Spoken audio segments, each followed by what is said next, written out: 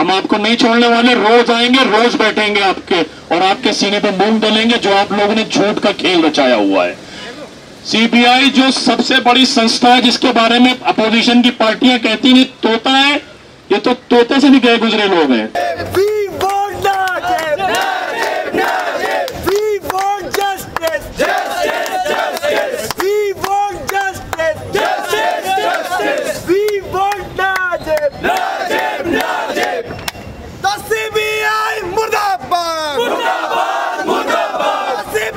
निकम्मी है, निकम्मी है, निकम्मी है। उस्तादी नजीब को ढूंढ के लाओ, ढूंढ के लाओ, ढूंढ के लाओ। उस्तादी नजीब को न्याय दो, न्याय दो, न्याय दो। हम सब नाजिब, नाजिब, नाजिब। सीबीआई खबरदार, खबरदार, खबरदार। सीबीआई के किसी अधिकारी ने अभी तक आपसे मुलाकात करने की कोशिश की है? इससे पहले मुलाकात करी, जैसे मोहित अभी यहाँ पे कह रहे हैं कि सीबीआई के लोगों से हमने बात करी तो उन्होंने बड़ा भरोसा दिलाया और ये बातें करी, लेकिन जो इनका कोर्ट में जांच के प्रति रुख है वो बहुत ही घटिया है। 25 दिन पहले इन्होंने एक रिपोर्ट पेश करी और वही तो इन्होंने कहा, जज ने कहा कि हमें डिटेल रिपोर्ट चाहिए, तो इन्होंने कहा हमें समय चाहिए और 25 दिन के बाद फिर वही रिपोर्ट दोबारा पेश कर दी। तो माननीय न्यायालय ने साफ साफ ये बात कही कि आप इस केस के साथ मजाक क्यों कर रहे हैं। मैं अभी सुन रहा था दिल्ली पुलिस की जांच अलग तरीके से हुई, सीबीआई की जांच अलग तरीके से हुई, दोनों की जांच में क्या फर्क कर रहे हैं? टोटल टाइम पास हो रहा है भाई। एक बेसिक चीज़ ये होता है कि जो फैमिली विक्टिम होता है या विक्टिम का फैमिली होता है वो जिनको एक्यूज़ बताता है उन एक्यूज़ से पुलिस पूछताछ करती है, उनकी पुलिस कस्टडी लेती है, उनकी जुडिशल कस्टडी लेती है। ये एक पहला ऐसा नजीब की लिंचिंग का केस है कि 9 महीने होने को आ गए, एक भी गिरफ्तारी नहीं हुई।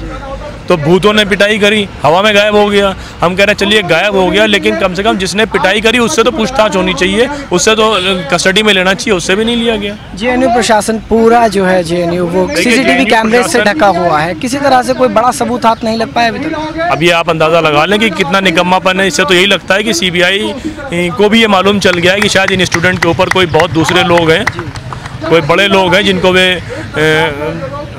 ढांकने की, बचाने की कोशिश कर रहे हैं। वो जाहिर सी बात है, सब सामने है बातें। अच्छा, एक आखिरी सवाल बस यही है कि अभी लगातार प्रोटेस्ट किया जा रहा है नजीब को लेकर, लेकिन कोई भी जांच आगे नहीं बढ़ रही है, कार्रवाई शून्य है, तो आगे क्या स्टेप होगा अगर अब नहीं होता? लगातार जो प्रोटेस्ट है ये आम पब्लिक के हैं, कोई ऑर्गेनाइजेशन नहीं होता, कोई बैनर नहीं होता, नजीब की माँ कॉल देती हैं, लोग आ जाते हैं। तो पब्लिक अपनी मोरल आवाज़ को सुनते हुए इस मूवमेंट को बिल्डअप कर रही है, लेकिन जो इंस्टीट्यूशन है, चाहे वो सीबीआई हो, चाहे वो पुलिस हो, चाहे वो जेएनयू एडमिनिस्ट्रेशन हो, ये अपनी मोरल आवाज़, जो उनका कॉन्स्टिट्यूशनल आवाज़ है, जो कॉन्स्टिट्यूशनल ड्यूटी है, ये किसी को नहीं सुन रहे हैं। तो ये लोग लगातार उन पर दबाव बनाएं कि न्याय दें। जेएनयू के छात्र नजीब को गायब हुए 10 महीने हो चुके हैं, लेकिन अभी तक भी नजीब को गायब करने वालों का कोई पता नहीं चल पाया है। सीबीआई शायद ये पहला केस है सीबीआई के लिए जिसमें सीबीआई के हाथ अभी तक कुछ नहीं लगा है। सीबीआई पूरी तरह से निराश है, ऐसा मैं कह रहा हूं। लेकिन अगर उन लोगों की बात करें जो आज नजीब को लेकर सीबीआई के मुख्य द्वार पर बैठ गए, सीबीआई हेडक्वार्टर के जो ऑफिस है उसके मुख्य द्वार पर जो लोग बैठे हैं, कैंपस फ्रंट ऑफ इंडिया के जो मेंबर्स हैं, उनका कहना है कि सीबीआई सरकार का तोता है। एक तरफ ये भी कहा कि तोते से भी ज़्यादा बुरी है ये, क्योंकि तोता भी एक नई ज़ुबान हर रोज़ सीखता है, लेकिन सीबीआई एक ही ज़ुबान को लगातार बोल रही है। एक रिपोर्ट का हवाला देते हुए बताया कि 25 दिन पहले एक रिपोर्ट सीबीआई ने पेश की थी, जिसमें सीबीआई ने एबीवीपी को पूरी तरह से क्लीन चिट दी थी, लेकिन कोर्ट द्वारा दोबारा एक अलग रिपोर्ट मांगे जाने पर, जांच रिपोर्ट मांगे जाने पर सीबीआई ने पुनः वही रिपोर्ट कोर्ट में दाखिल कर दी। हालांकि दिल्ली पुलिस का जो जांच का जो तरीका था वो अलग यहाँ पर सामने आ रहा है और सीबीआई की जांच का तरीका अलग आ रहा है। दोनों की जांच में फ़र्क है।